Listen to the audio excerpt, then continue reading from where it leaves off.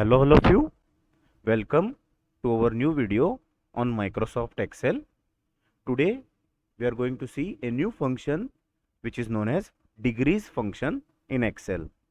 This is most important for the students who are learning trigonometries like science and engineering students.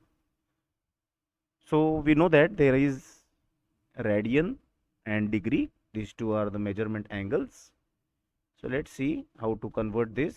We are having 1.5 as a value, suppose 6.2, 4.3, right, is equal to degrees. You can press tab so that it will open the bracket and then select this 1.5. So see, the value comes out to be 85.94 degree. So similarly, if you just drag here, so these are the angles conversion from radian to degrees. Now if I have to find out this value from degrees to radian, then I have to do like this: 85.94, which is the degree angle, into pi. So pi value is 3.4, so it gives us this much value.